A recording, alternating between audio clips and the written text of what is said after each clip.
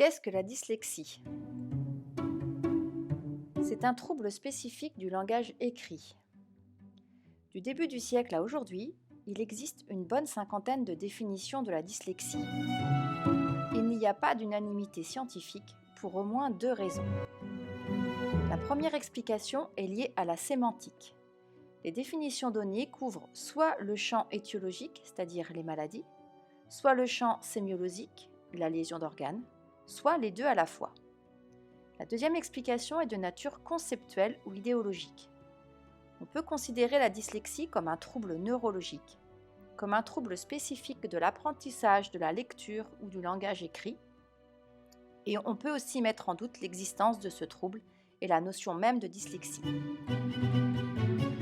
Quoi qu'il en soit, la dyslexie n'a pas d'origine psychiatrique et elle n'est pas causée par une déficience intellectuelle.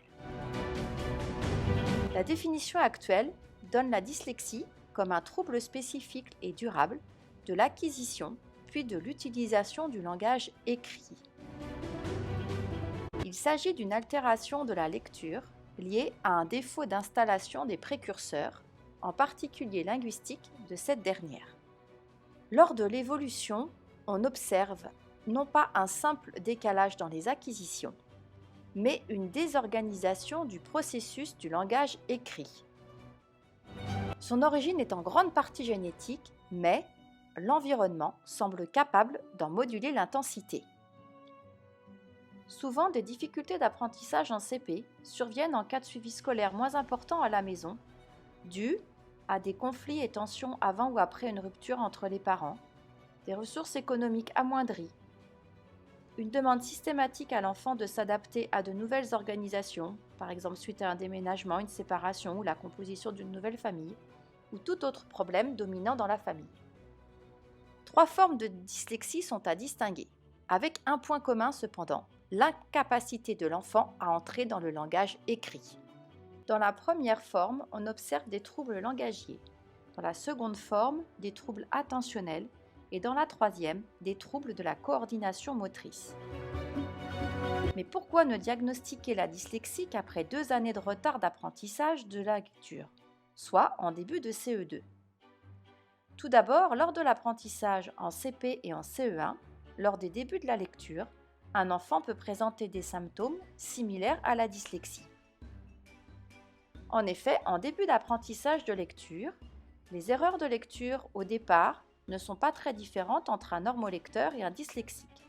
Certaines lettres ne sont pas décodées, d'autres sont permutées ou encore substituées. On retrouve également des confusions phonologiques, le T, le D, le P, le B ou visuel M, N, P, Q. Les enfants sont aussi impactés dans leur réussite scolaire par des problèmes d'attention, par des problèmes de mobilisation de mémoire de travail, et ils sont souvent très préoccupés par les situations qu'ils vivent hors de l'école. Tous ces facteurs, et bien d'autres sans doute, peuvent générer des difficultés d'apprentissage en CP. Il convient également d'éliminer les troubles visuels et auditifs. Pour repérer un trouble visuel, l'enfant a des difficultés à lire au tableau ou plisse des yeux. Pour repérer des troubles auditifs, l'enfant répète mal ou retranscrit mal, il ne répond pas lors d'un appel. Alors pourquoi ne diagnostiquer la dyslexie qu'après 2 ans de retard? Toutes les raisons énoncées ci-dessus expliquent pourquoi le diagnostic est réalisé à l'issue de 2 ans de retard. Mais ne pas diagnostiquer ne signifie pas ne pas repérer. N'oublions pas que chez l'enfant porteur de dyslexie, les erreurs dureront bien au-delà du CP, contrairement à tous les autres cas envisagés avant.